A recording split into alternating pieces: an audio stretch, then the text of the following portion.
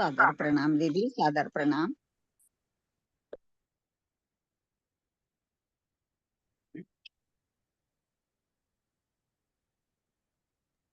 जय जयंत, सबसे जय जयंत।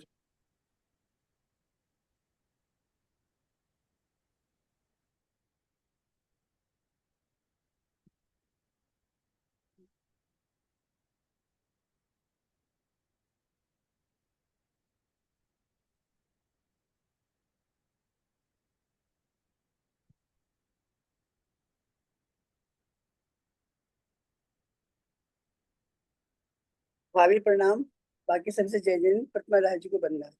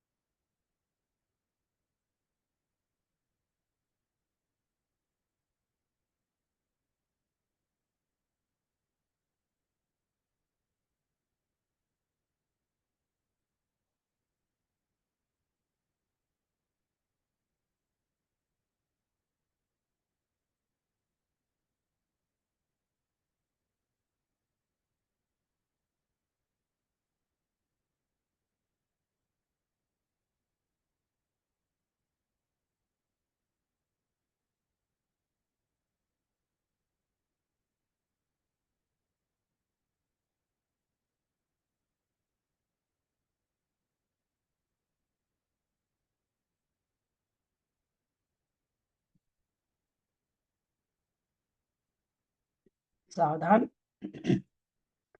अथ मध्याह्निक स्वाध्याय प्रतिष्ठापन बेलायाम श्री श्रुत भक्ति काय सर्गम कुर्वः।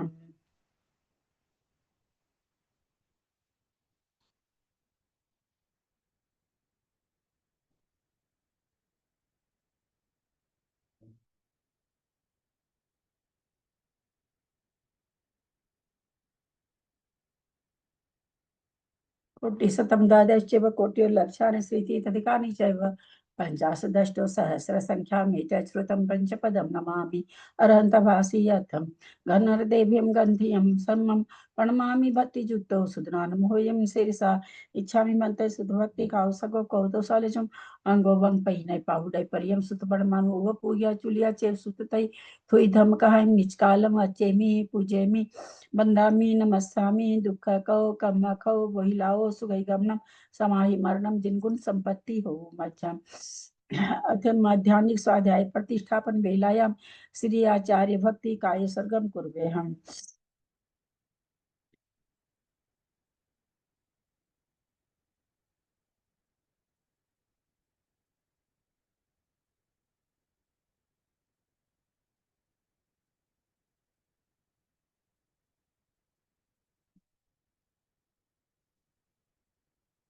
इच्छा में बनते आई भक्ति कौसग कौस्तलम पेन इच्छन भंते आई सुर जल्दी पार के भ्य स्वपरमत विभावना पटुमति भ्य सुचरित पुण्यदिभ्यो नमो गुरुभ्य गुण गुरुभ्य 36 गुण सम्मगे पंचभ्याचार करण संद्री से सीसानुग्रह कुशले धमार्य सदा वंदे गुरु भक्ति संयमेन य तरंति संसार सायरम घोरम क्षीणन्ति अटकमं जमन मरणं न पावन्ति ये नित्यं व्रत मंत्र होम निरता ध्यानाग्निहोत्राकुला सटकर्मा विरतास्तपोधंडना साधु क्रिया साधव शील प्रवर्णा गुण प्रहणाश्चंद्रार्क तेजोदिका मोक्ष द्वार कपाट पाटन भटा प्रीणन्तु मां साधव गुरु पंतु नो नित्यं ज्ञान दर्शन नायक चारित्रा नो गंभीरा मोक्ष मार्गोपदेशक इच्छामि भक्ति आर्य भक्ति कौसगो तो सलिजम समनान समदं संचरिजुत्तानं पंचभियाचारणम आर्यानम आयरादि सुदनानोपदेश्यानम उवज्जानं तीरेन गुणपालन रियानं सवसाहनं नित्यकालं रचेमि पूजेमि बंदामि नमस्सामि दुख कौ कम कौ बहिलाओ सुगई गमनम समाहि मरणम जिनगुण संपत्ति हो मध्यम। ओकारं बिंदु संयुक्तं नित्यं ध्यायन्ति योगिनः कामदं मोक्षदं चैव ओंकाराय नमो नमः। अविरल सद्घनौघ प्रक्षाली सकल भूतल कलंका मुनि विरूपासी तीर्था सरस्वती हरतु न दूरितम् अज्ञानतिमिरान्धानां ज्ञानाञ्जन शलाकया चक्षुरुन्मिलितं येन तस्मै श्री गुरुवे नमः। श्री परम गुरुवे नमः। परम्पराचार्य गुरुभ्यो नमः। सकल कलुष विध्वंसकं श्रेषां परिवर्धकं धर्म संबंधकं भवजीव मन प्रतिबोधकारकं पुण्य प्रकाश पापणासमिदं शास्त्रं श्री गोमठसार कर्मकांड नामधेय। अस्य मूल ग्रंथ करता है श्री सर्वज्ञ देवास्तर ग्रंथ करता है श्री गंधर देवा प्रतिगंधर देवा तेषां वचोनुसारता मासाद्य श्रीमद नेमिचंदाचार्येण विरचितमिदं शास्त्रं श्रोता है सावधान ते शृण्वन्तु। मंगलम भगवान वीरो मंगलम गौतमो गणि मंगलम कुंद कुंदाद्यो जैन धर्मोस्तु मंगलम सर्वमंगल मांगल्यम सर्व कल्याण कारकम प्रधानम सर्वधर्मानां जैनम जयतु शासनम जैनम जयतु शासनम जैनम जयतु शासनम। सरस्वती नमस्तुभ्यं वरदे कामरूपिणी विद्यारंभं करिष्यामि सिद्धिर्भवतु मे सदा। संजीवनी माता की जय। परम मांगलिक गोमठसार जी कर्मकांड ग्रंथराज की जय। आचार्य भगवान श्री नेमिचंदाचार्य की जय। हरिका गन्नी श्री आदिमती माता जी की जय। अढ़ाई दीप में विराजमान सभी आचार्य उपाध्याय सर्व साधु के चरणों में नमोस्तु नमोस्तु नमोस्तु। सभी आरिका माता जी के चरणों में बंदामी बंदामी बंदामी। सभी छुल्लक छुल्लिका एलक के चरणों में इच्छामी इच्छामी इच्छामी। सभी प्रतिमाधारी के चरणों में ग्रुप में विराजमान प्रतिमाधारी के चरणों में वंदना वंदना वंदना। ग्रुप में विराजमान पूज्य बाबू जी ने मिशन भाई साहब बुरा भाभी और भी जो भी पूज्य जन हो सबका सादर चरण स्पर्श सभी से सादर जय जिनेन्द्र। हम लोग परम मांगलिक ग्रंथ गोमठसार जी कर्मकांड जी का स्वाध्याय कर रहे हैं जिसको आचार्य भगवान नेमिचंद आचार्य ने प्राकृत भाषा में गाथा रूप में लिखा है। उस पर हरिका गण्य आदिमती मेहता जी की टीका उससे हमारा स्वाध्याय चल रहा है। कर्मकांड जी के अंदर 9 अधिकार है। अब बंद प्रत्यय अधिकार हमारा शुरू हुआ है, वो चल रहा है। प्रणम्य शिरसा नेमिं गुणरयन् विभूषणं महावीरं सम्मतरयण निलयं पैडिसमुक्कितनं बोच्छं नमियोण अभयनन्दिं सुदसायरपारगिन्दनन्दिगुरुं वरवीरनन्दिनां पैडीनं पच्चयं बोच्छं बोच्छं।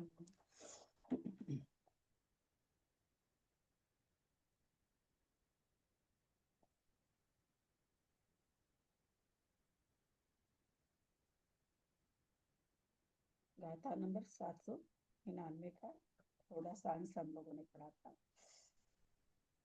छप्पंचादेयंतम उत्तर भाजिदे कमेण हदे लद्धमीच्छ चौके देशे संजोग गुणगारा। आप लोगों ने बनाया होगा, बहुत इजी था, सबने बनाया होगा।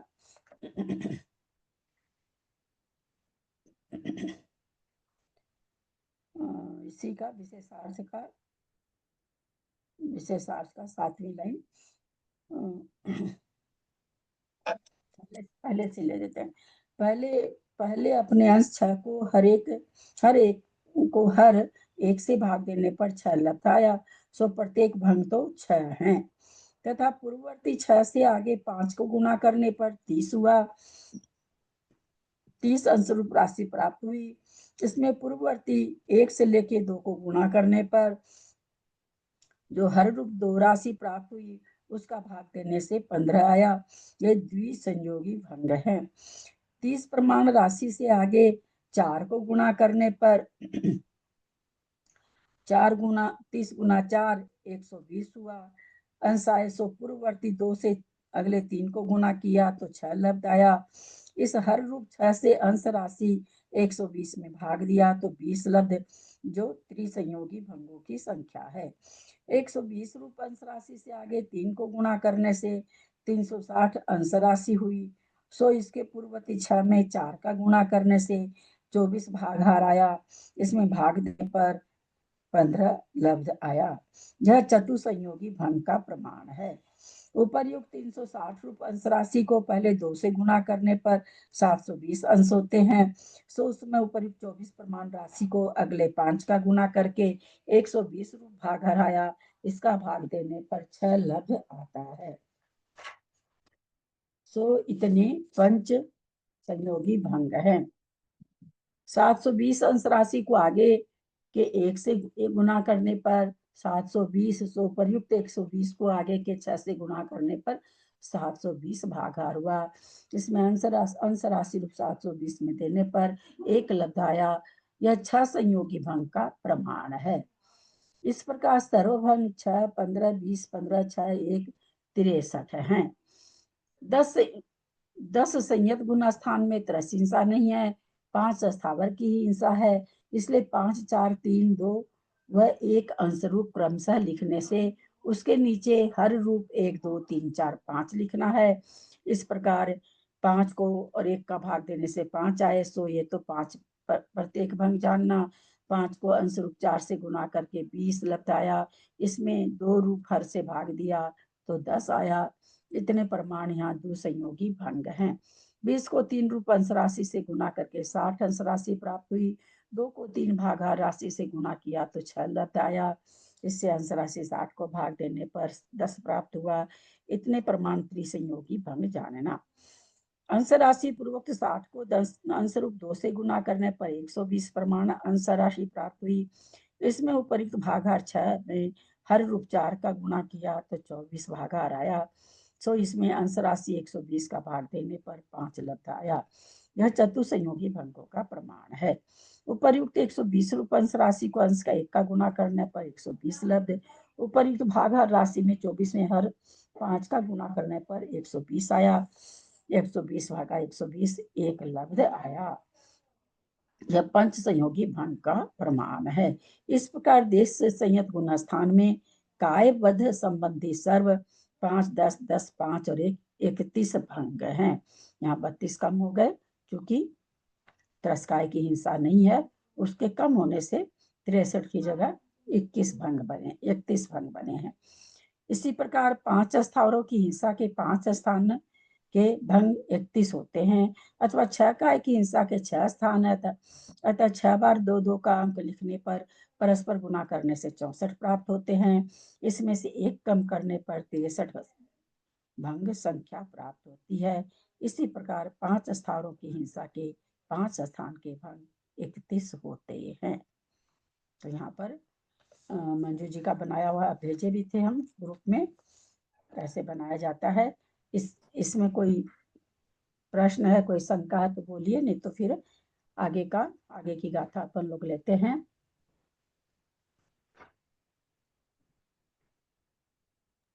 ये क्या कहना चाहते थे कि ट्रस्ट वालों को ट्रस्ट देश सहित के और असहित के इतने इतने प्रकार के दोष लगते हैं, ये बोलते हैं क्या?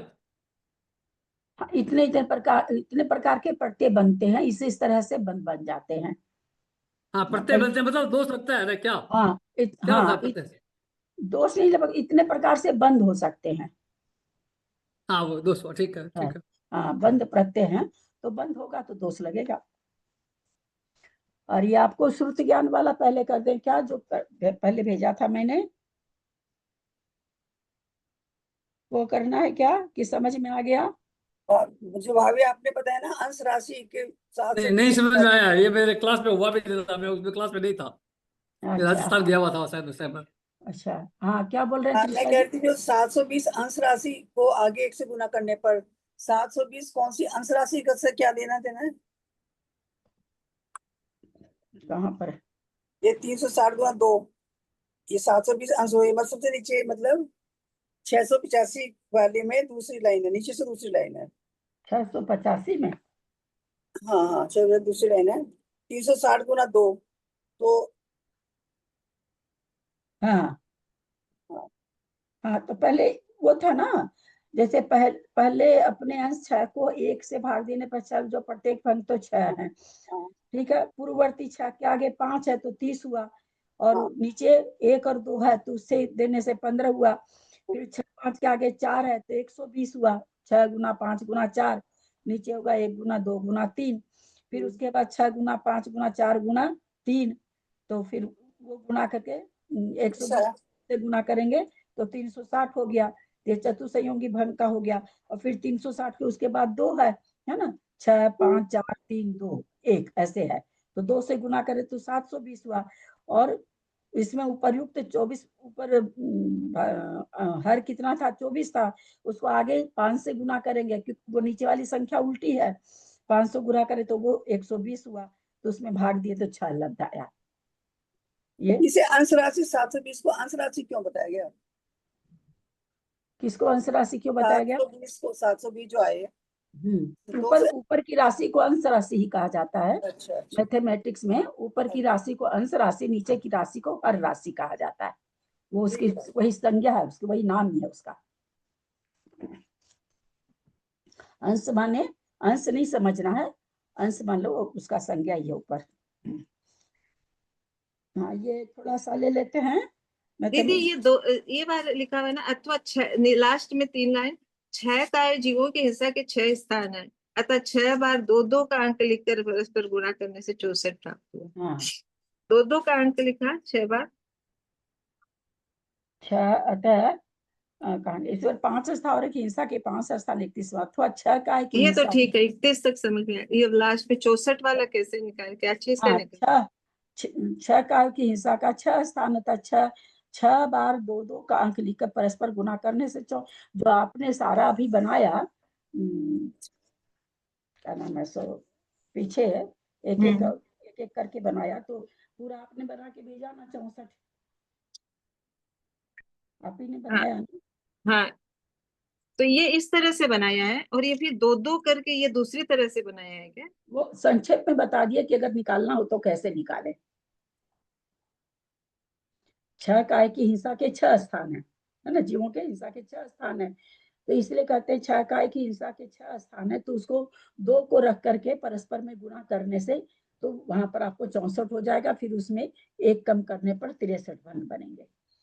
आप बनाए उसमें 63 बनाए नहीं, हाँ वो 63 अपना आ गया, ठीक हाँ, है। तो बनाए हो तो उसको संक्षेप में कैसे बनाए कि भाई ये तो इतना लिख के बनाए ना, भाई हाँ। संक्षेप में कैसे बनाए, तो उसका ये तरीका है कि जितने कायों की हिंसा है उसको आप उतनी बार 2-2 का अंक लिखो। ये आपको संक्षेप में एक क्या कहें उसको फार्मूला बता दिया इन्होंने कि 2-2 का अंक संख्या का प्रमाण है 2, ये संख्या मान लेना कि इसकी संख्या 2 है, ये ऐसा ऐसा ही हमने समझना मानना है। नहीं है, नहीं ये मानेंगे कैसे? उसका प्रमाण 2 है।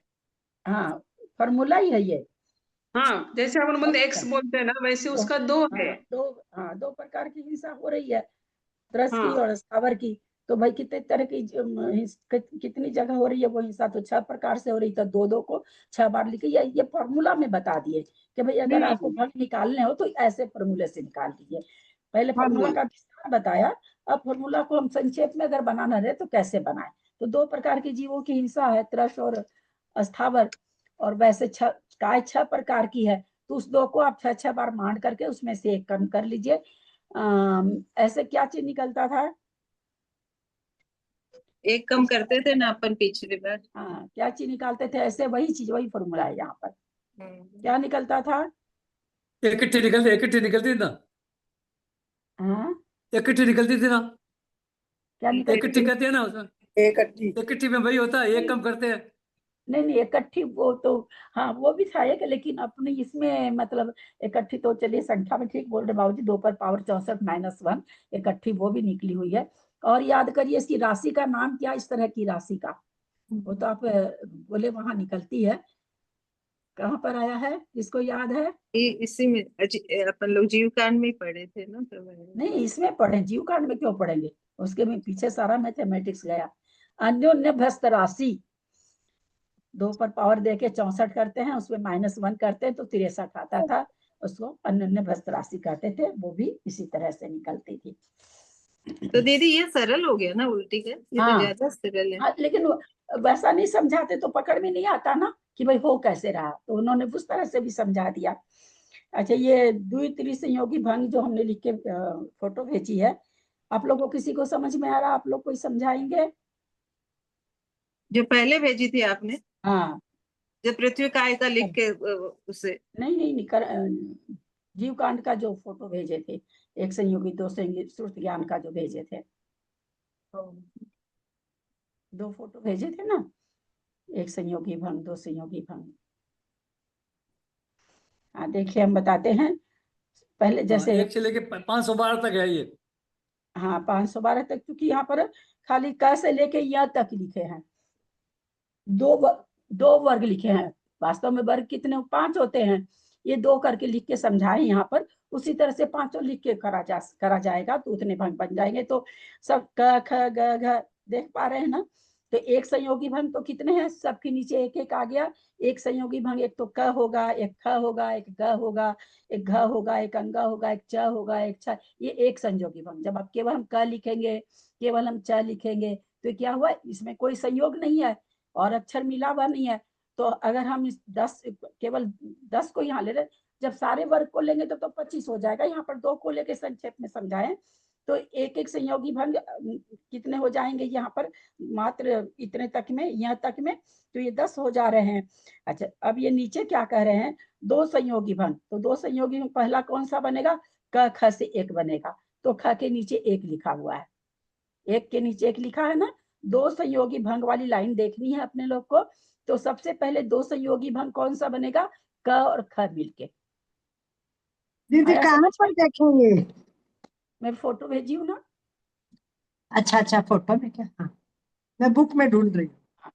फिर कहते हैं कि दूसरा 2 संयोगी कौन कौन सा ना, तो क और ग बनेगा, बनेगा। तो ये दूसरा भंग हुआ, तो 2 लिखा हुआ है। फिर तीसरा भंग क्या बनेगा, क और घ बनेगा। तो यहाँ पर अब यहाँ पर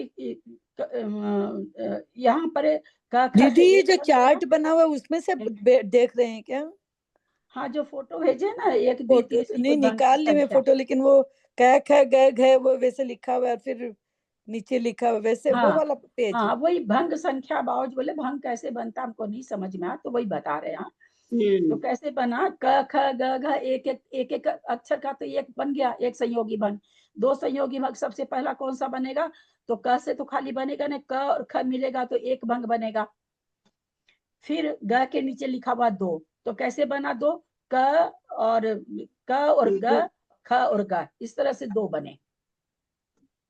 समझ में आ रहा है।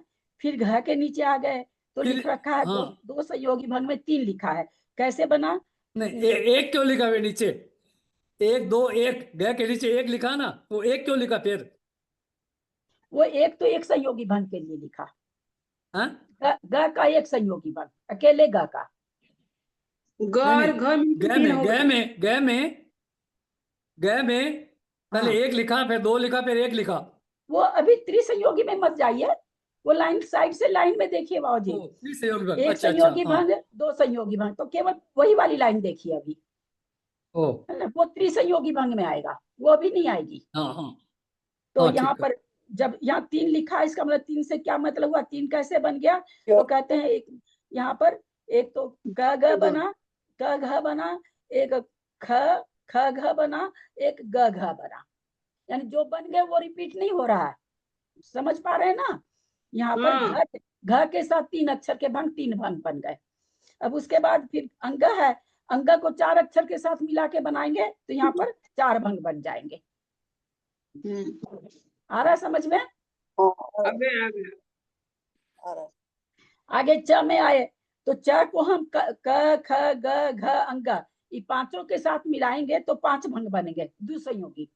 छ में आए तो छ में हम 5 के छ में आएंगे तो क क छ घ छ ग छ घ छ अंग छ च छ। तो इस तरह से द्विसंयोगी भंग 6 बनेंगे।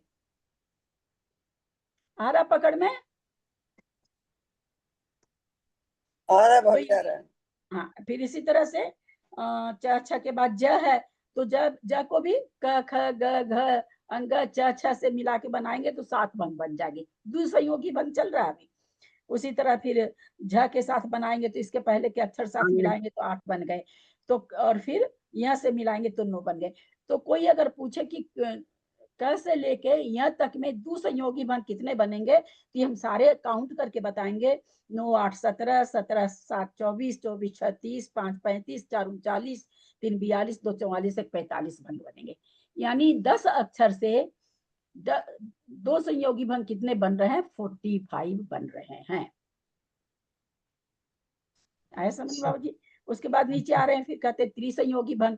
तो क से तो खाली क से बनेगा नहीं, क ख से भी नहीं बनेगा, किससे बनेगा, ग से बनेगा। सबसे पहला भंग त्रिसंयोगी किससे बनेगा, ग से बनेगा। कैसे बनेगा, क ख ग, ये पहला भंग बना त्रिसंयोगी। घ में आए तो कहते हैं कि त्रिसंयोगी भंग 3 बनेगा। कैसे बनेगा, क ख घ, क ग घ, ख ग घ। आया समझ में। मतलब लास्ट वाले को मुख्य कर लेंगे, जो चौथा हाँ, से लास्ट गया हुआ वाले को, हाँ, गया को मुख्य हाँ, कर लेंगे। जिससे, हाँ, जिससे तीसरे भंग वाला बन जाए। दोबारा बताइए भाभी, तीसरे वाला दोबारा बताइए। क्या क्या गए, क ख ग एक हुआ, हाँ, ख ग घ एक हुआ, और क्या नाम है सो, एक मिनट, क ग घ, क ख ग एक हुआ, ख, यहाँ त्रिसंयोगी देखना है ना, सॉरी, त्रिसंयोगी भंग। नीचे पहले तो ग में 1 आया, घ में 3 आ गया। कैसे आया, तो एक तो बना ख घ, ख ख घ, दूसरा बना क क ग घ, तीसरा बना ख ग घ, ऐसे 3 बना। उसी तरह से आगे बनते चले जाएंगे। फिर 4 संयोगी भंग में शुरू कहाँ से होगा, घ से होगा, क्योंकि 4 अक्षर चाहिए। तो पहला बन जाएगा ख क ख ग घ, ये पहला 4 संयोगी भंग में ये पहला भंग बना।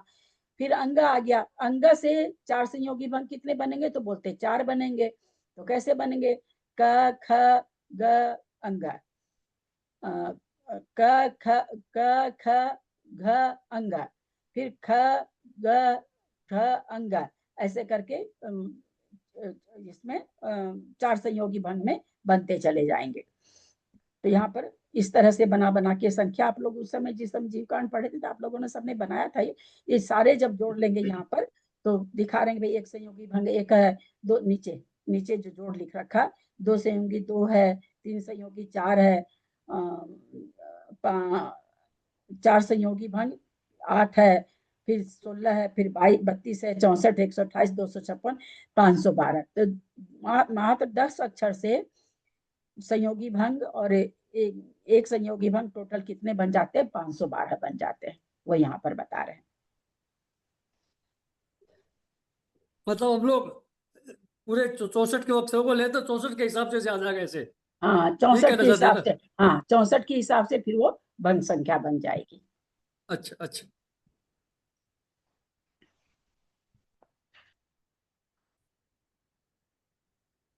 आगे की गाथा ले रहे हैं।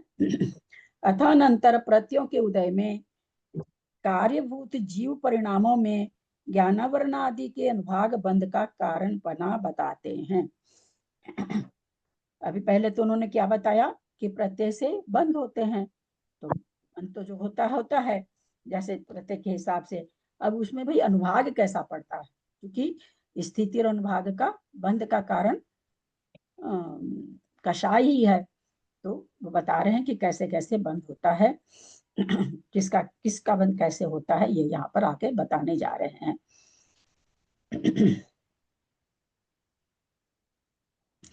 पढ़ि निगमंतराये उवघादो तपदोषणिन्हवने आवरण दुगम भूयो बंदति अच्छासनाये भी। पढ़ि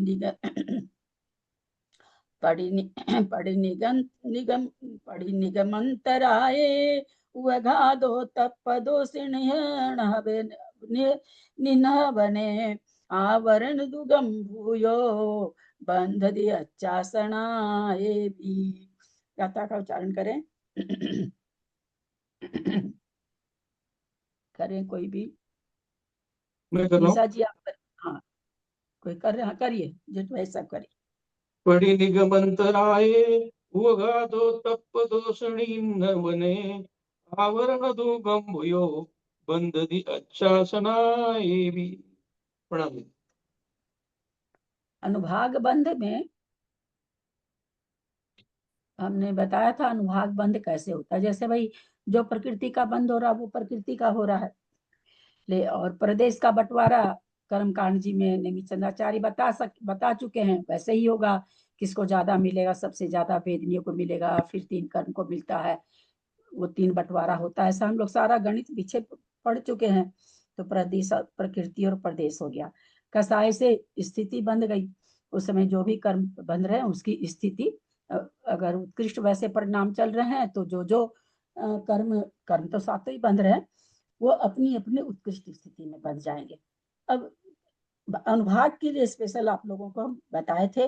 अभी हम जान नहीं रहे आगे ये क्या बताने वाले, लेकिन हम पहले पूछ लेते हैं, क्योंकि मेरे को लगता है मैं गलत नहीं बताई हूँ, आज पता चल जाएगा। तो मैंने अनुभाग के लिए जैसे ज्ञानावरण दर्शनावरण एक साथ बंधा है ना, दोनों का हेतु एक है, हम लोग तत्वार सूत्र में पढ़ चुके हैं। तो अनुभाग किस हिसाब से पड़ता है, स्थिति एक जैसी पड़ जाएगी। प्रदेश जैसे बंटवारा कर्मकांड जी में कहें आचार्य वैसे मिल जाएगा। प्रकृति बंध ही रही है, जो प्रकृति बंध रही है, सातों कर्म हर हमेशा बंध रहे हैं, तो उसमें कुछ है ही नहीं। जो कुछ है सो अनुभाग में है, और अनुभाग ही हमें पता भी चलता है। तो अनुभाग के बारे में क्या बताया हुआ था, अनुभाग कैसे पड़ता है। ज्ञानावरण दर्शनावरण दोनों एक साथ बन रहा है। अनुभाग का क्या होगा, अनुभाग कैसे बन, बहुत बार समझाए हैं, और ये जानने की चीज है। इसको नहीं जानेंगे तो कर्म बंध से बचेंगे नहीं। अगर आप भूले हैं तो बहुत बड़ी विडंबना कहलाएगी।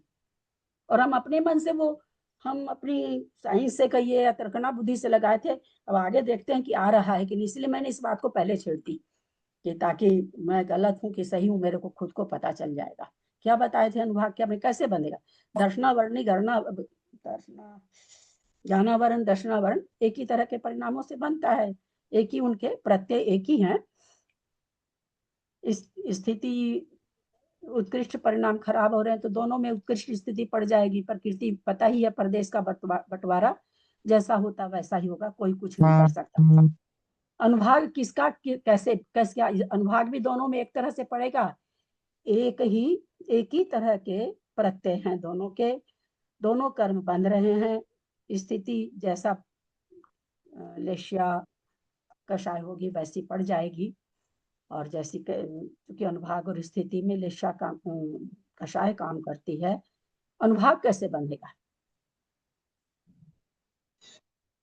हमारे अभी ज्ञानावरण दर्शनावरण जिस प्रत्यय से बनते हैं वो भाव हो रहे हैं, उसमें से जो भी कोई भाव है वो हो रहा है। तो हमारे बाकी चीज तो जैसे परिणाम हो रहे हैं वैसे, जैसी कषाय हो रही वैसी स्थिति पड़ रही, दोनों में पड़ जाएगी। कर्म प्रकृति तो सातों ही बन रही है, जितनी भी है उस समय बन सकती है, सातों तो मूल प्रकृति हुई, स्थिति भी हो गई। और प्रदेश का बंटवारा भी ग्रंथ में लिखा हुआ तो वैसे ही होगा। तो जब सब चीज बराबर हो रही है तो जो प्रत्यय बता रहे हैं उससे क्या मतलब निकल रहा है। ज्ञानावरण दर्शनावरण का एक प्रत्यय है, एक ही तरह का, दोनों का एक साथ प्रत्यय तत्वार सूत्र में आया है, याद होगा तो आप लोग को। भावों जैसे दर्शनावर्ण और ज्ञानावर्ण के लिए कर्म बनने के लिए जो भाव होते हैं वो भाव करने से ही। हम प्रत्यय नहीं पूछ रहे हैं, अनुभाग किस तरह से बंधेगा। दर्शनावरण ज्ञानावरण का एक ही तरह का प्रत्यय है। स्थिति प्रकृति प्रदेश हमने समझ लिया। अनुभाग कैसे, किस समय, किसमें, एक ही तरह के प्रत्यय हैं दोनों।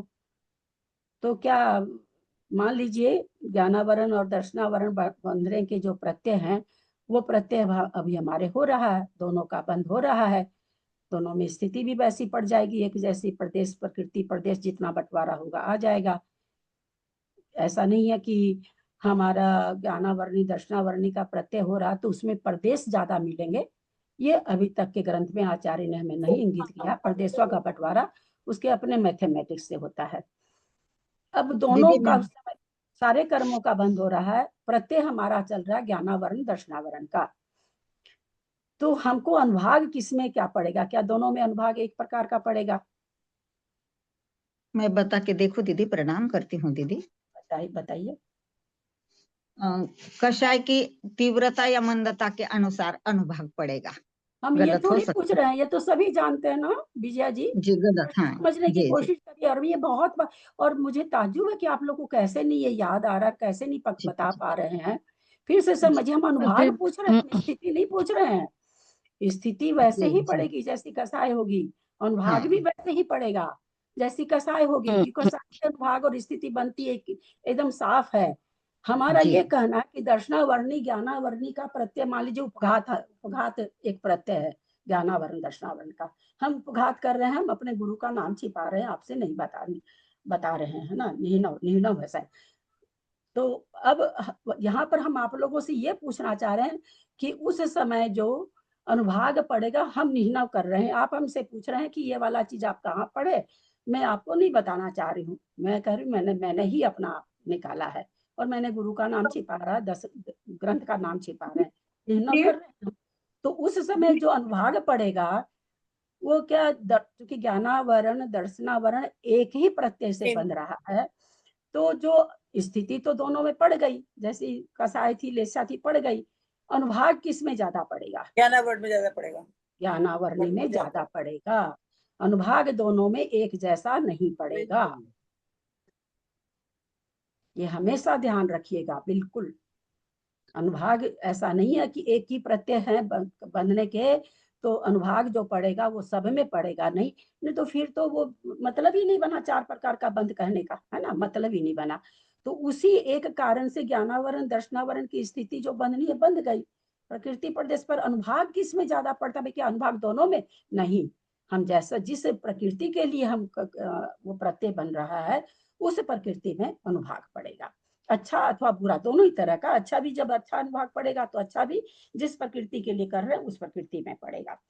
ऐसा होना चाहिए, ये बात मैंने उस समय अपने दीदी ही मन से। ऐसे जैसे ज्ञानावरणी का कोई कर्म बंद हो रहा है, मतलब उस टाइम कसाय जो है, तो ज्ञानावरणी का अनुभाग ज्यादा होगा। और एक मिनट देखिए, फिर गलती करके कर्म सारे बंद रहे हैं ना, प्रति समय बंद रहे ना, ज्ञानावरण अंतराय पांचों हाँ, बंद रहे सातों हैं, बंद रहे हैं वो। सब सारे सातों कर्म बंद रहे हैं। जो प्रकृति, कुछ प्रकृतियां एक साथ नहीं बनती वो बात अलग हो गई, पर हम लोग जान रहे मूल कर्म तो सातों ही बंद रहे ना, मूल कर्म की चर्चा कर रहे हैं। और हम किसी समय आप मान लीजिए हम निर्णय कर रहे हैं, हम ज्ञान नहीं, गुरु का नाम नहीं बता रहे हैं, कोई ऐसा कर रहे हैं, तो भाई स्थिति तो हमारी जो कसाई उसी हिसाब से पड़ गई, जिस जिस कर्म की जैसी जैसी स्थिति पड़ रही थी सातों कर्म की पड़ गई, है ना, क्योंकि कसाई से स्थिति अपने अपने हिसाब से सातों की पड़ जाएगी। बहुत बीज कोटि के परिणाम, बहुत ही जिसको कहें निकृष्ट परिणाम कर रहे हैं, तो पुण्य प्रकृति का उसका जैसा जैसा जगह स्थिति होगी उसी हिसाब से पड़ जाएगी, पुण्य की पाप की पड़ जाएगी। वो यहाँ काउंट नहीं हो रही है। प्रकृति जो बन रही है सो बन ही रही है। प्रदेश का बंटवारा आचार्य पीछे हम लोग को बता चुके हैं, उसमें एक प्रदेश भी किसी को ज्यादा कम नहीं मिल सकता, भले आपका सहाय कैसी भी करो, भले आपकी लेशिया कैसी भी हो, वो बंटवारा बना हुआ एकदम वैसे ही होता है। अनुभाग को हम कैसे समझे? हम निहिनव कर रहे हैं, और निहिनव शब्द दोनों के लिए आया, ज्ञानावरण के लिए भी आया, दर्शनावरण के लिए भी आया। तो जो अनुभाग पड़ रहा है वो किस में ज्यादा पड़ रहा है भाई? किसमें? क्या दोनों में अनुभाग एक जैसा पड़ रहा? अनुभाग सारे कर्मों में एक जैसा नहीं पड़ेगा। तो अनुभाग क्या, चूंकि निहिनव से एक सामान्य से उन्होंने कुछ कुछ प्रत्यय बताए, एक ही प्रत्यय से सारे कर्मों का बंद होता है ऐसा नहीं है, पर एक विशेष करके थोड़े थोड़े प्रत्यय तत्वार सूत्र में हम लोग पढ़ के आ चुके हैं, यहाँ तो अभी देख रहे हैं क्या बताएं क्या नहीं। तो उस प्रत्यय से हमारा ज्ञानावरण दर्शनावरण का हेतु है, तो जब हेतु है तो क्या दोनों में अनुभाग एक जैसा पड़ जाएगा? हम कर क्या रहे हैं अभी? ज्ञानावरण के परिप्रेक्ष्य में नाम छिपा रहे हैं गुरु का, हम दर्शनावरण संबंधी कुछ नहीं कर रहे हैं, ज्ञानावरण संबंधी गुरु का नाम छिपा रहे हैं। तो जो अनुभाग पड़ेगा वो ज्ञानावरण को अनुभाग पड़ेगा। हाँ, तो वही तो, ये तो एग्जाम्पल से अपन को समझ में आ गया कि इसमें तो ज्ञानावरण के ऊपर पड़ेगा, तो फिर वैसे ही दर्शनावरण का भी कोई एग्जाम्पल, मतलब जिसे उससे ही पकड़ पाएंगे ना कि इसका ज्यादा पड़ रहा है, इसका कम पड़ रहा है। हाँ, दर्शनावरण का आपको मन में ये हो, हम कह रहे हैं वहां पर मुझ सुन रहे हैं कविता जी, बहुत ही सुंदर मंदिर है आपके ज्ञानोदय में, बहुत ही अच्छा। नहीं ललिता जी, बस लोग ऐसे ही करते हैं, है ना, अंदर का साई आपको चल रही है कि जो जिस कारण से भी ये आप उदाहरण बोले इसलिए मैं दे रही हूँ। तो आप क्या, तो उस समय अनुभाग जो पड़ रहा है दर्शनावरण का ज्यादा पड़ रहा है। दर्शनावरण का ज्यादा पड़ेगा। हाँ, बहुत अच्छे से समझ में तो आया दीदी, जिस बहुत जिस संबंधी कषाय होगी उसी संबंधी ज्यादा पड़ेगा। हाँ, बस हाँ, वही। जिस संबंधी अपने का भावों भाई में जो उस टाइम हाँ। अपन को पता चलेगा इस चीज के बारे में अगर अपन कर रहे तो हैं। इसीलिए अनुभाग जानना तो बहुत जरूरी है, नहीं तो फिर सबका अनुभाग एक जैसा ही बन जाएगा, तो ऐसा तो हो नहीं मिश्रा सकता जी है ने कि तो बोला था कि ज्ञानावर्ण में ही हमेशा ज्यादा पड़ेगा। ना, ऐसा नहीं बोला, मैंने उदाहरण दिया, उसमें मैंने पूछा कि दर्शनावरण ज्ञानावरण का प्रत्यय एक है, हम निर्णय कर रहे हैं, गुरु का नाम छिपा रहे हैं, तो किसमें अनुभाग ज्यादा पड़ेगा, तब उन्होंने कहा कि ज्ञानावरण में पड़ेगा। वो उसी से मुझे पकड़ में आया कि तब इसका मतलब दर्शनावरण के लिए कुछ और बात होगी, तो दर्शनावरण का ज्यादा पड़ जाएगा, ज्ञानावरण का कम हो जाएगा। कर्म सारे बंद रहे हैं, कोई ऐसी चीज है जिसको आप करें तो साता वेदनी हो, और हम देख रहे हैं अरे इनको तो साता का उदय हो जाएगा, साता का बंद हो जाएगा, है ना। तो वैसे ही उस तरह की जल उससे ईर्ष्या भाव से जैसा हमारा बंद होगा, उसमें हमको ज्यादा अनुभाग ज्यादा पड़ेगा, क्योंकि हमको अनुभाग ही वेदन में आता है। स्थिति हमको थोड़ी पता है कि कौन से कर्म की स्थिति कब तक है, कब खत्म हो जाएगी, कब, कुछ भी नहीं पता हमको, कहीं भी कुछ भी पता नहीं। हमको क्या पता चलता, हमको अनुभाग पता चलता है। यद्यपि कषा ही है दोनों का बंध का कारण, फिर भी एक साथ बनने वाले कर्म में एक में अनुभाग क्यों ज्यादा पड़ता है, ये यहाँ पर अब देखते हैं यहाँ क्या कह रहे हैं, ग्रंथ क्या कहता है, देखते तत्वार्थ हैं। सूत्र में दीदी तत्वार्थ सूत्र में तत्व सूत्र में तीव्र मंद ज्ञानार्थ भावाधिकरण वो अलग, वो है ना, वो सारे कर्मों के लिए सातों कर्म बन रहे हैं, तीव्र भाव से बन रहे हैं, मंद भाव से बन रहे हैं, वो उस हिसाब से, वो चीज दूसरी है। इसके वो चीज हेतु शायद वो होंगे ना, तत्प्रदोष निन्नव मातृ या वो वाला हाँ, सूत्र है ना। इसमें जो अलग अलग कर्मों के बनने के सूत्र अलग हैं, तो इसमें तत्वार्थ सूत्र में अभी यहाँ पर भी वही चीज आया, पड़ीनीक माने प्रत्यनीक, अंतराय और अंतराय, उघादो उपघात, तप प्रदोष का तत् हो जाएगा तत् प्रदोष, निहनभने और निहनभ, आवरण दुगम माने दो आवरण का, यानी ज्ञानावरण दर्शनावरण का, भूयो माने भूयो बंधती माने पुनः पुनः, बंधती माने बांधता है, अच सणा एवी और आसादन से, प्रत्यनीक अंतराय उपघात तत्प्रदोष निहनव अत्यंत आसाधना, इन कार्यों से जीव पुनः पुनः ज्ञानावरण दर्शनावरण कर्म का बंध करता है। अब देखिए इसमें अनुभाग जरूर बताएंगे, बताना चाहिए, देखते हैं पढ़ करके। शास्त्र व शास्त्र ज्ञाता में अविनय रूप से प्रवृत्ति करना, प्रतिकूलता का होना प्रत्यनीक कहलाता है। परिभाषा दे रहे हैं, ज्ञान का विच्छेद स्वाध्याय में विघ्न करना अंतराय है। मन या वचन से प्रशस्त ज्ञान में दोष लगाना अथवा ज्ञानी जीवों को क्षुद्र भूख प्यास आदि की बाधाएं उपस्थित करना उपघात है। तत्व ज्ञान में हर्ष का नहीं होना अथवा मोक्ष के लिए साधनभूत तत्व ज्ञान के उपदेश में रुचि नहीं होना या अंतरंग में उसके प्रति द्वेष करना प्रदोष है। यद्यपि स्वयं जानता है तथापि किसी कारण से नीनोका रहा, यह ऐसा नहीं है, मैं नहीं जानता, इस प्रकार का कहना अथवा किन्हीं अप्रसिद्ध गुरु से ज्ञान प्राप्त कर उनका नाम छिपाते हुए अन्य तीर्थंकर आदि प्रसिद्ध पुरुषों का नाम बताना नीनव है। और किसी के प्रशंसा योग्य ज्ञान उपदेश आदि की मन वचन काय से अनुमोदना आदि नहीं करना अथवा उसका वर्जन करना असाधना है। इन 6 कार्यों से जीव ज्ञानावरण दर्शनावरण कर्म का अनुभाग आधिक्य सहित बंद करता है ना। इन 6 कारणों से ज्ञानावरण के जब ये 6 कारण होंगे तो बाकी के 5 कर्म में तो आयु को छोड़ के बोल रहे हैं, आयु हमेशा नहीं बनती है, 5 में अनुभाग नहीं पड़ेगा ज्यादा, सामान्य से जो पड़ेगा पड़ेगा अनुभाग, क्योंकि चारों तरह का बंद प्रति समय होता है तो अनुभाग तो पड़ेगा लेकिन ज्यादा नहीं पड़ेगा। इसमें से हम जिसके लिए ये कारण होंगे उसका अनुभाग ज्यादा होगा। इसी प्रकार अन्य कर्मों में भी जानना, यही 6 कारण यदि ज्ञान के विषय में हो, आ गया है देखिए पंक्ति, ज्ञानावरण की यदि दर्शन के विषय में हो तो दर्शनावरण के अनुभाग वृद्धि में कारण होते हैं। मैंने ये पूरा का पूरा अपने मन से आप लोगों को समझाया था, हम तो साइंस के हिसाब से समझाए थे कि थोड़ा इस तरह से होना चाहिए, नहीं तो वो अनुभाग बंद घटे कैसे। हम दोष कर रहे हैं ज्ञानावरण में और दर्शनावरण का अनुभाग बंद जाए तो फिर हमारे लिए बहुत बेईमानी वाला काम हो जाएगा। यद्यपि तत्पर दोष आदि से ज्ञानावरण आदि सर्व कर्म प्रकृतियों का प्रदेश बंद होता है, ऐसा नियम नहीं है, तो भी वे प्रतिनियत अनुभाग बंद के हेतु हैं। ये जितने ये हेतु हैं अनुभाग बंद के हेतु हैं। अतः तत्पर दोष नियम आदि का पृथक पृथक कथन किया है।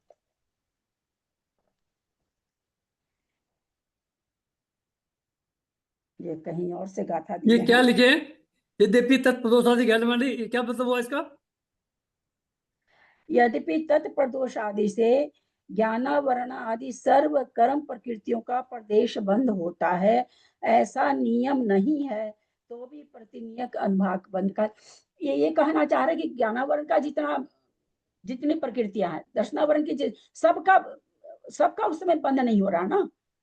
जिस समय जिस प्रकृति सबका कोई प्रकृति है जो सब जैसे ज्ञानावरण है तो ज्ञान पर आवरण तो वैसे पांचों का हो जाता है। यद्यपि तत्प्रदोष आदि से, यानी जो ये हम कारण ऊपर कह रहे बताए हैं, ज्ञानावरण आदि सर्व कर्म प्रकृतियों का, यानी सातों कर्म का या आठों जो भी बोल दीजिए, प्रदेश बंद होता है, ऐसा नियम नहीं है, तो भी वे प्रतिनियत अनुभाग बंद कहते कि इससे प्रदेश बंद नहीं हो रहा है। जो हम न्यूना वगैरह कर रहे हैं या जो यहाँ पर आया आसाधना तत्प्रदेश बोले, ये प्रदेश बंद के कारण नहीं है। ये कहना चाह रहे हैं कि यद्यपि ये प्रदेश बंद के हेतु नहीं है, ये नियम है कि ये प्रदेश बंद नहीं करा रहे हैं, लेकिन अनुभाग बंद में ये हेतु है।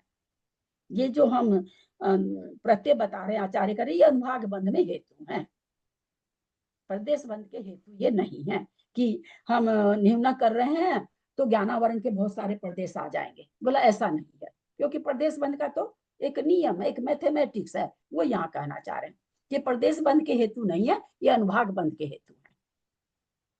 तो हम लोगों को ज्ञान होना चाहिए कि हम जिस समय जिस कार्य के लिए कर रहे हैं वो उसका अनुभाग हमको बहुत तीव्र बंध रहा है। एक गाथा प्राकृति पंचसंग्रह से है, 2 नंबर लिख तो यही रखा। पढ़नी आई है उजे अनुभायम पडुचते बणिया, नीमा पदे संबंधम पडुच बहिचारिणो सव्वे। ज्ञानावरणादि कर्मों के प्रतिनीक आदि अर्थात विशेष बंध हेतु गाथा 800 से 810 तक कहे गए हैं, वे सब अनुभाग बंध की अपेक्षा जानना चाहिए। फिर वहां से भी उठा के कह दिए कि भाई जो हेतु बता रहे हैं न प्रकृति बंध के हैं, न प्रदेश बंध के हैं, न स्थिति बंध के हैं, ये जो हेतु हम बता रहे हैं अनुभाग बंध के हेतु हैं, क्योंकि प्रदेश बंध की अपेक्षा वे सब नियम व्यभिचारी हैं। प्रदेश बंध तो नियम व्यभिचारी मतलब नियम से चलेंगे, उसका जैसा नियम है प्रदेश बंध का, आगे प्रदेशों का बंटवारा बता चुके हैं, तो मतलब उसी हिसाब से चलेंगे।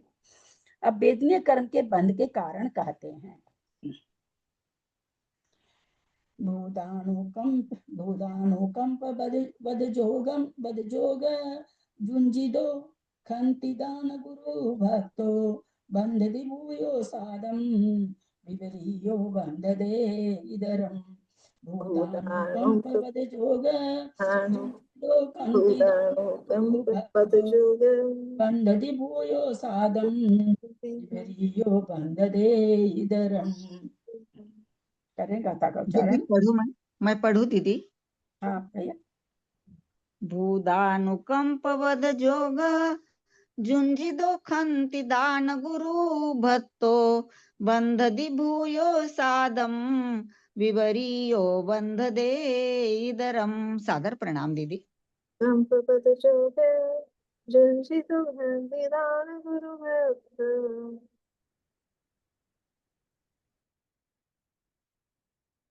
भूदान भूदान में से त निकल जाएगा।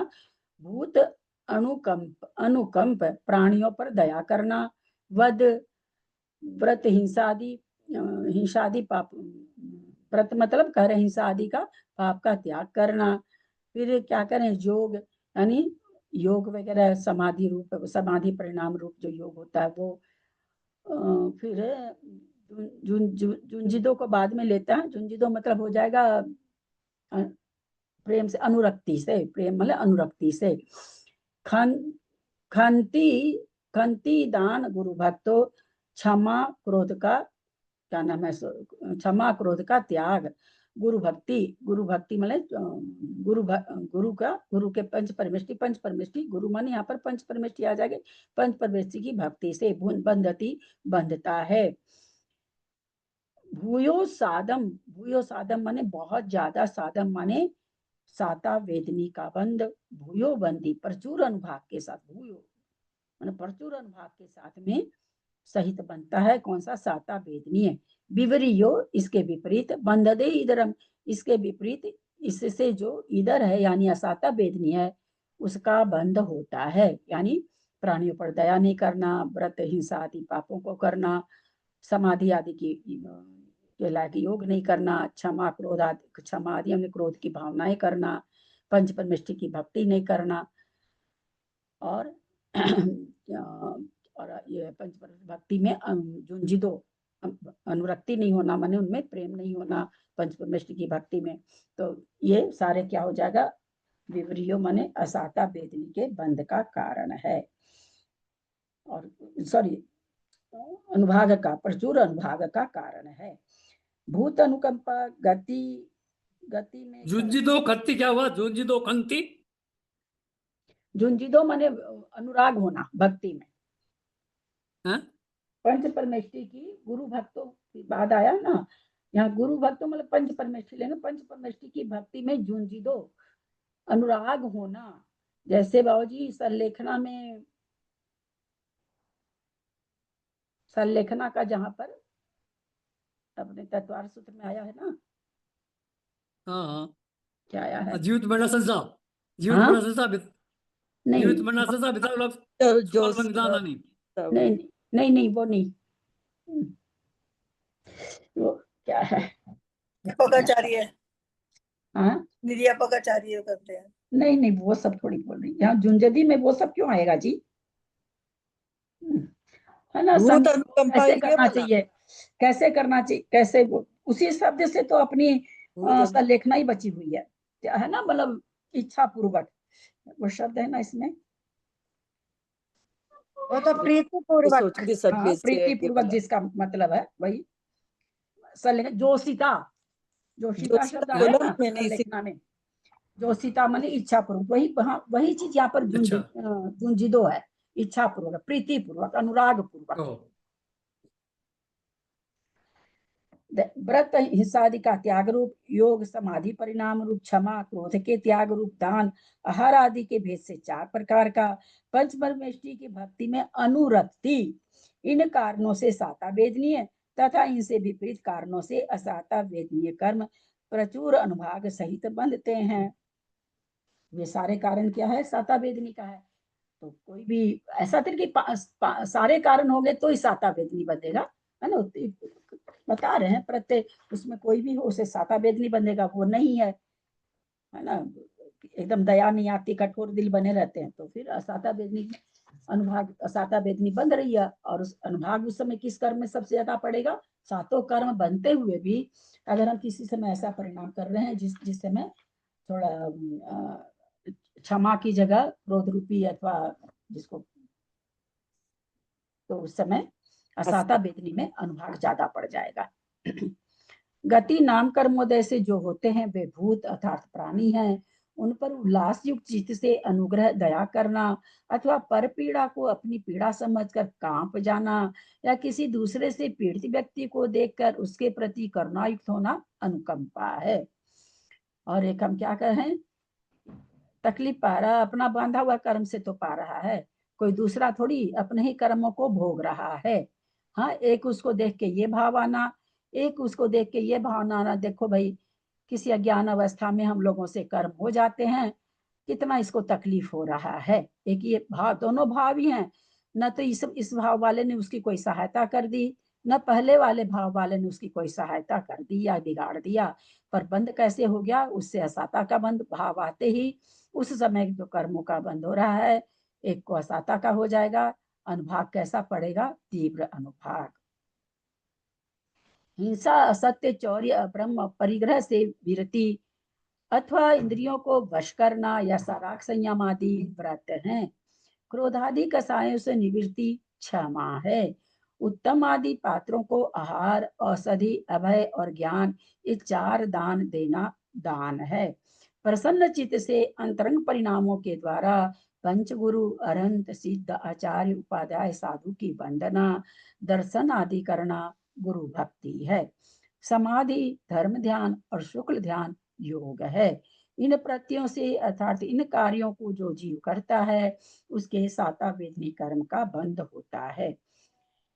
पीड़ा रूप परिणाम दुख, इष्ट वियोग का शोक, अपवाद आदि के निमित्त से चित्त में पीड़ा का होना, परिताप, प्रचुर आंसू गिरने के साथ विलाप करना, आक्रंदन, अपने तत्वार सूत्र में आया सेम है। संकलेश रूप परिणाम के अवलंबन से स्व और पर के उपकार की अभिलाषा से करुणाजनक रोना परिदेवन है। इस प्रकार के दुख, शोक, परिताप, आक्रंदन, परिदेवन रूप परिणामों से असाता वेदनी कर्म का बंध होता है, अर्थात ये असाता वेदनी कर्म के बंध के कारण हैं। यदि इसमें ऊपर आया ना प्रसन्न चित्त से, तो वही हो गया ना झुंझीदा। हाँ, झुंझीदा वही हो गया। तो वहां पर भी समाधि में भी वही चीज आया कि इच्छा पूर्वक ना, जोशिता, वो जोशिता ही शब्द तो उसमें सबसे तगड़ा शब्द है, नहीं तो वो आत्महत्या ही कहला जाती, पर वो जोशिता शब्द है जो आत्महत्या से बचा रहा है। हाँ, आगे दर्शन मोहिनी कर्म के बंध के कारण करते हैं। अरंत सीध चेदिय तब सुध गुरु धम्म संग पड़नी गो बंध दिदंसन मोहम अनंत संसारियो जेण। अरंत सिद्ध चेदिय तब सुध गुरु धम्म संग पड़नी गो बंध दिदंसन मोहम अनंत संसारियो जेण। करे गाथा का उच्चारण करें।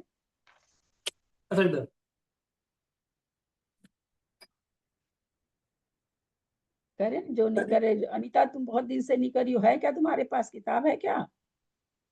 अनीता रेडमी 12C क्या लिखती है? नहीं है, ग्रंथ नहीं है? नहीं है। अरे तो क्यों कलकत्ते से लेके नहीं गई? मैं कलकत्ते से लेके नहीं गई, मंदिर का लेके आई थी, तो मंदिर में फिर विराजमान कर दी थी।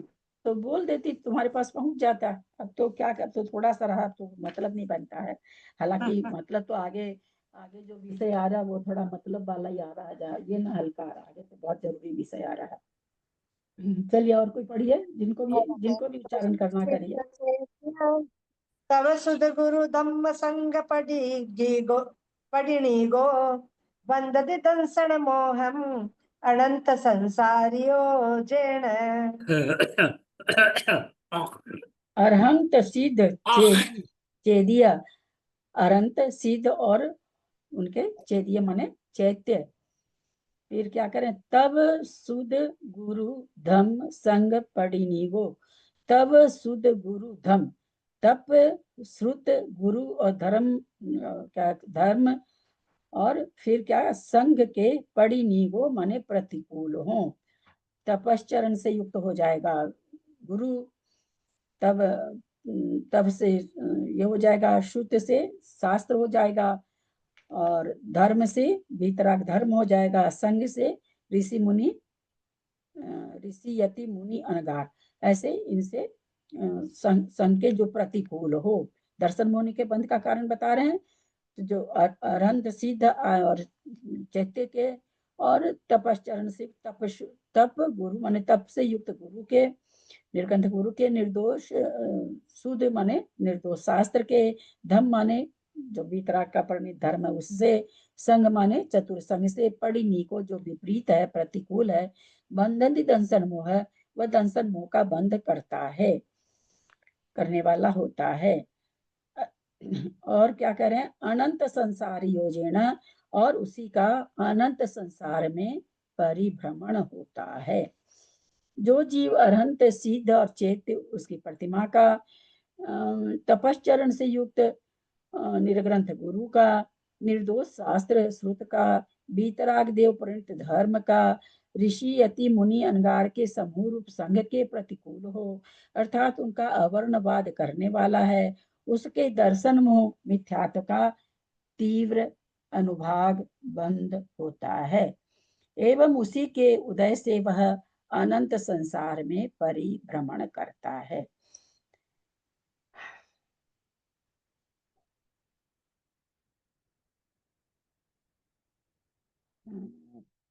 आप लोग में से कोई पढ़ते? निशा जी आप पढ़ेंगी क्या?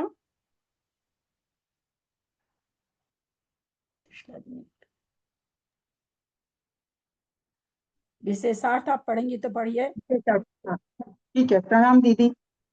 अरहंत अर्थात केवल ज्ञानी में असद्भूत दोष लगाना, जैसे अरहंत भगवान कवलाहार करते हैं। सिद्धों में यद्यपि अनुपम सुख है, किंतु उनका इस प्रकार अवर्णवाद करना कि स्त्री सुखादि के बिना सिद्धों को सुख कहाँ हो सकता है। चैत्य अर्थात जिनमें अरहंत व सिद्धों के गुणों का आरोपण किया गया है, ऐसे जिन बिंबों की आसाधना करना कि वे तो अचेतन है, निर्गुण है, इन प्रतिबिंबों से क्या लाभ, ये तो व्यर्थ है। लोग क्या कई बार क्या बोल देते हैं कि मक्खी बैठ रही है अरहंत भगवान के प्रतिमा के ऊपर, बोले वो अपनी मक्खी ही नहीं उड़ा सकते हैं, वो हमारा क्या करेंगे, है ना। बहुत के लोगों के मुंह से सुना हुआ है, वो तो अपने मक्खी नहीं उड़ा सकते, उनमें तो इतनी सी भी क्षमता नहीं है, वो हमारे दुखों का क्या दूर करेंगे। एक बार ना मेरी सोने की चेन खो गई, तो आके हमारे ही घर वाले कई मतलब मेरी जिठानी वगैरह कहने लगी, अरे भगवान तुम्हारी चेन ही नहीं ढूंढ के दे सकते तो फिर भगवान का क्या हुआ। मैंने कहा इसमें भगवान का भगवान तो बैठे निठल्ले हमारे चैन विन के लिए ना। तप अर्थात अंशनादि 6 प्रकार का बाह्य एवं प्रायश्चित आदि 6 प्रकार का अभ्यंतर, इन 12 प्रकार के तपों की आसाधना करना कि अंशन आदि तप से आत्मा को संकलेश होता है, फिर उससे कर्म बंद होता है। गुरु अर्थात सम्यक दर्शन, सम्यक ज्ञान और सम्यक चारित्र से गुरु बड़े हैं, वे गुरु हैं। उनके प्रति यह कहना कि इनमें तो ज्ञानादि गुण नहीं है, ये तो अश्रुत हैं। श्रुत अर्थात अनंत भगवान के द्वारा उपादिष्ट द्वादशांग, यद्यपि द्वादशांग की रचना तो गणधर देव करते हैं, तथापि निमित्त की अपेक्षा उपचार से अनंत भगवान को द्वादशांग का उपदेशक कहा गया है, किंतु वास्तव में अनंत भगवान की दिव्य ध्वनि के आधार से द्वादशांग की रचना होती है। रूप श्रुत में यह दूषण देना कि मांस आदि का भक्षण निर्वध्य है, ऐसा श्रुत में कहा गया है। धर्म अर्थात जो चतुर्गति के दुखों में पड़े हुए प्राणी को निकालकर उत्तम सुख में धरता है, वह धर्म है। उसके विषय में यह कहना कि जिनेंद्र भगवान के द्वारा उपदेशित धर्म निर्गुण है, जो भी उसका आचरण करता है वह असुर होगा। ऋषि, यति, मुनि और अनगार के समूह रूप संघ का वर्णवाद करना कि ये अशुचि शरीर वाले हैं, विरूप हैं, निर्गुण हैं, इस प्रकार उपर्युक्त प्रत्ययों से अनंत संसार के कारणभूत दर्शन मोहनीय कर्म का बंध होता है। कहते हैं दीदी लोग ऐसा, दीदी कैसे होंगे ऐसा? तो ये एक भजन में जो गाते हैं वो पालनहारे निर्गुण और न्यारे, तो निर्गुण नहीं बोलना चाहिए फिर, इसका मतलब ना। तो भजन अपना है ही नहीं, हाँ वही है ही नहीं। आप लोग झूम झूम के गाते हो यार, गाना ही नहीं चाहिए। उस पर जो कितना भी बेचन हो सके वो थोड़ी गाया जाता है निर्गुण और न्यारे। ये तो हर जगह ही मैं सुनती हूँ ऐसे, मतलब हाँ, तो चूंकि धुन अच्छी है, लोग गा लेते हैं, झूम लेते हैं। अब कितना हम गुणों में झूमते हैं और कितना हम राग में झूमते हैं, ये तो जानते ही हैं सब कोई। गला पे झूमते हैं, कोई शब्दों पे थोड़ी झूमते हैं। दीदी एक और भजन है ऐसा ही, वो भी नहीं गाना चाहिए ना, कभी वीर बन के महावीर बन के, वो भी नहीं गाना चाहिए, ऐसा सुविधि सागर जी ने कहा था दीदी। बहुत तरह के भजन ऐसे ऐसे अटपटे अटपटे भजन, बड़े अटपटे लगते हैं सुन करके। बस ठीक है जी, जो गाले सब ठीक है। अब चारित्र मोहनीय कर्म बंध के कारण बताते हैं। तिब्ब कसाओ बहुमोह परिणदो राग दोष संतंतो बंधदि चरित मोहम दुभियम विचरित गुण घादि तीव्र कसाओ बहुमो परिणदो राग दोष संतत्तो बंधति चरित मोहम दुबिहम विचार चरित गुण घादी। कथा का उच्चारण करें। हाँ दीदी मैं पढ़ूं। प्रणाम। तीव्र कसाओ बहुमोह परिणतो राग दोष संतत्तो बंधति चरित मोहम दुविहम विचरित गुण घादी। तीव्र कषाय से जो जीव तीव्र कषाय से सहित हो, बहुमोह परिणदो अत्यंत मोह रूप से परिणमन करता हो, राग देश संतत्तो राग देश में अत्यंत संतप्त है, लीन है, अत्यंत डूबा हुआ है। बंधति चरित मोहम वो चारित्र मोहनी का बंधति माने बंद करने वाला होता है। दुविहम भी चरित्र गुणघादी दोनों ही प्रकार का चारित्र मोहनी का 9 कषाय और 16 कषाय, तो वो क्या दुविहम माने दोनों प्रकार की वह कषाय और 9 कषाय को चरित्र गुणघादी और चारित्र मोहने के अनुभव का चरित्र गुणघादी चारित्र गुण का घात करने वाला है। यानी चारित्र जो 9 प्रकार की 9 कषाय और 4 प्रकार की जो मूल कषाय होती है, कहते हैं चरित्र गुणघादी चारित्र गुण का घात करने वाला होता है और वो इसका कषाय का बंद करने वाला होता है, अनुभाग का बंद करने वाला। तीव्र जो जीव वो भी है मतलब है 9 कषाय और कषाय, दुभ्यम माने 2 प्रकार की 9 कषाय और कषाय।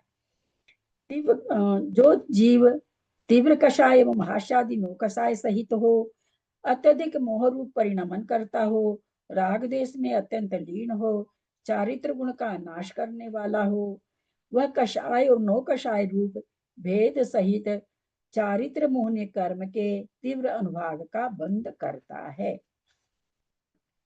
त्रिशला जी पढ़ें विशेषार्थ।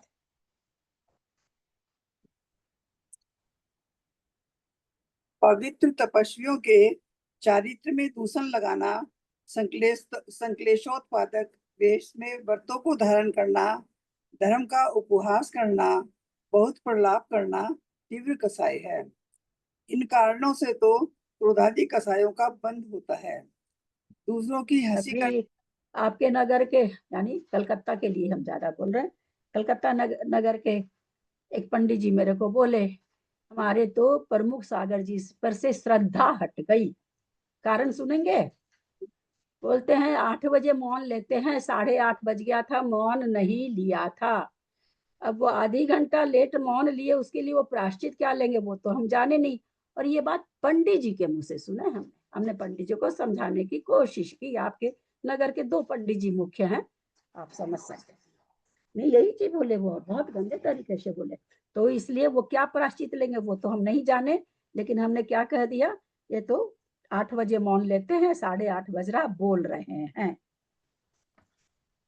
दूसरों की हंसी करने से, हास्य कर्म का नाना क्रीड़ाओं से दूसरे के चित्त को आकर्षित करने वाले स्वभाव में रुचि से रति कर्म का बंध होता है। रति विनाश, पापशील व्यक्तियों की संगति इत्यादि से अति कर्म का बंध होता है। स्वयं भयभीत रहना, दूसरों को भय उत्पन्न करने से भय कर्म का बंध होता है। अकुशल क्रिया रूप परिणति से जुगुप्सा कर्म का बंध होता है। मिथ्या भाषण, छल कपट, परपंच में तत्परता, तीव्र राग, इनसे स्त्री वेद कर्म का बंध होता है। मंद क्रोध, कुटिलता न होना, स्वधारा में संतोष इत्यादि से पुरुष वेद का तथा प्रचुर कसाय, गुप्तेंद्रियों का विनाश, अनंत क्रीड़ा का व्यसन, इनमें नपुंसक वेद का बंध होता है।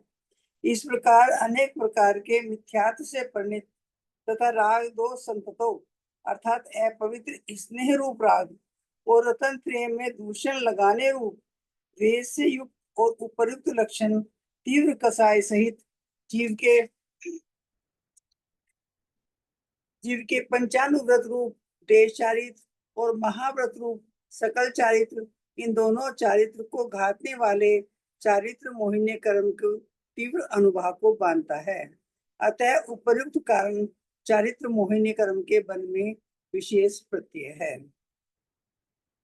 अथांता नरकायु के बन का कारण कहते हैं।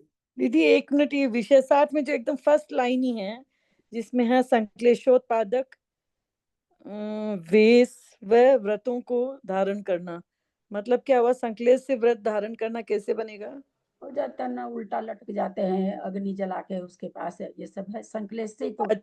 हाँ, उस तरह का जो तप करते हैं नहीं, जो अपन उपवास वगैरह करते हैं उसमें तो नहीं कि कभी जैसे है। अब हम भी अगर उपवास से किसी के देखा देखी और संक्लेश पूर्वक कर रहे हैं तो हमारा भी वही हो जाएगा।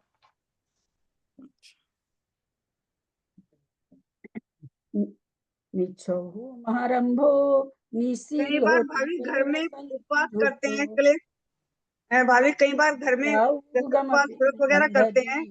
पावमधिरुत परिणामी मिच्छोहु महारंभो निशीलोतिवलोह संयुक्तो निर्याऊ गम निबंधदी पावमधिरुत परिणामी। कथा का उच्चारण करें। दीदी मैं पढ़ूं? हाँ पढ़िए।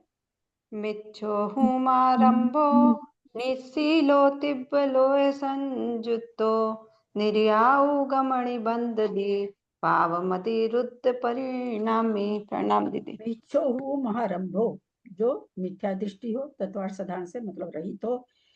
महारंभो, बहुत आरंभ करने वाला हो। निशीलो, सील से रहित हो। तीव्र लोह संयुक्तो, तीव्र लोभ से संयुक्त यानी तीव्र लोभी हो। निर्यागम निबंधति, और वो ऐसा जो है तीव्र नरकायु का निबंधति माने बंद करती है। पाव मदी यानी पाप कर्म में, पाप मदी माने खुश होना, पाप कर्मों में खुश होने वाला हो, आनंद मनाने वाला हो। रुद्र प्रणामी, और रुद्र प्रणाम का रौद्र प्रणामी हो, हिंसा आदि जो रुद्र प्रणाम होते हैं वैसा करने वाला हो। तो इसको क्या कह रहे हैं? निरायुगम निबंधति, नरकायु का बंध कर, तीव्र अनुभाग बंध करता है। जो मिथ्या दृष्टि तत्वार साधान से रहित हो, बहुत आरंभी व अपरिमित परिग्रही हो, शील रहित हो, तीव्र लोभी हो, रौद्र परिणामी हो, अथवा हिंसादि पाप कर्मों में आनंद मानने वाला हो, पाप करने में जिसकी मति हो, वह जीव नरकायु का तीव्र अनुभाग सहित बंध करता है। नरकायु तो बांधता ही है, अनुभाग उसका तीव्र बंधता है। प्राणियों अपरिमित मतलब क्या हुआ दीदी? हाँ, अपरिमित मतलब क्या हुआ? मतलब बहुत, अब परिमित मतलब होता है परिमाण करके रखना, कि हम 100 साड़ी रखेंगे। अपरिमित में 500 भी है, 700 भी है, 1000 भी है। अपरिमित जिसका कोई परिमाण नहीं। एंडलेस। हाँ, एंडलेस क्या मतलब? जिसका परिणाम नहीं है, कितना भी हो जाए चाहे। एंडलेस तो साड़ी क्या होगी? असीमित कह सकते दीदी, असीमित। हाँ, असीमित वही हो जाएगा, बिल्कुल। जी जी जी। प्राणियों को दुख पहुंचाने वाली प्रवृत्ति करना आरंभ है। यह वस्तु मेरी है, इस प्रकार का संकल्प रखना परिग्रह है। जिसके बहुत आरंभ और बहुत परिग्रह हो, वह बहुत आरंभ व बहुत परिग्रह वाला कहलाता है। और उसका भाव भावारंभ परिग्रहत्व है। हिंसादि क्रूर कार्यों में निरंतर प्रवृत्ति, दूसरे के धन का अपहरण, इंद्रियों के विषय में अत्यंत आसक्ति, तथा मरने के समय कृष्ण लिष्या और रौद्र ध्यान आदि का होना नरकायु बंध में विशेष प्रत्यय है। जब हम लोग जीवकांड जी में आयु का चार्ट बनाए थे, आप लोग को याद हो तो, कृष्ण लिष्या में केवल नरकायु का, कृष्ण लिष्या का जब जघन्य अंश था तो वहां पर केवल आप ध्यान होगा तो आपको एक ही आयु का बंध दिखाया गया था, नरकायु का। रहने देते हैं, हो जाए, 2:45 हो रही है। आज तो बहुत क्या इजी आ रहा है अब तो, है ना? आगे भी इजी है। इंटरेस्टेड भी बहुत आ रहा है। पर एक बात इंटरेस्ट तो इसलिए लग रहा ना, पढ़ा हुआ है तो हल्का है, ये कहिए हल्का हल्का है। नेट ही आज बराबर चला, बिल्कुल भी। मेरा तो नेट ही बराबर नहीं चला। हाँ, एक बात, मेरा तो नेट ही आज बराबर नहीं चला, बीच बीच में कट रहा था, सुना ही नहीं बराबर। एक बात पूछनी थी मुझे भाभी आपसे। पता नहीं, जैसे मुझे ज्यादा नहीं आता, लेकिन आजकल मुझे ना जैसे दर्शनावर्णी कर्म का उदय बहुत चल रहा था, नींद बहुत आती है, पता नहीं पढ़ते हुए पूजा करते समय, तो इसके लिए कुछ कर सकते हैं क्या? पता नहीं, मैं तो बहुत परेशान, पता नहीं क्यों आ रही हूँ, भगाते रहिए, और क्या कर सकते हैं इसके लिए। नहीं। भाई देखिए, रह गया कि भाई कोई जाप उप बताना करना, तो पहली बात तो मैं ये सब जानती भी क्या- नहीं हूँ, दूसरी बात हमको इतना ये सब चीजों में है भी नहीं, दूसरी बात मैं जानती भी नहीं हूँ जाप उप वगैरह बताना, मेरा काम भी नहीं, मैं उतनी ऊंच कोटि की हूँ नहीं, तो इसलिए बाकी तो बस ठीक है, वो आती नहीं, कभी कभी हमको भी इतना बहुत भगवान से सुबह को मंदिर में दर्शन करती हूँ तो मैं 2-3 दिन से प्रार्थना करती हूँ, भगवान बस मुझे यही देना कि मुझे नींद नहीं आए, रत्ती बने, चाहे 1-2 मिनट के लिए आए, पर आती जरूर है। 4-5 दिन हो गए पानी के छींटे मार दूंगी। हाँ, आती नींद आती, कभी कभी बहुत नींद आती है हम लोग को भी 4-5 दिन से आ रही है, 4-5 दिन से तो लगातार आ रही है।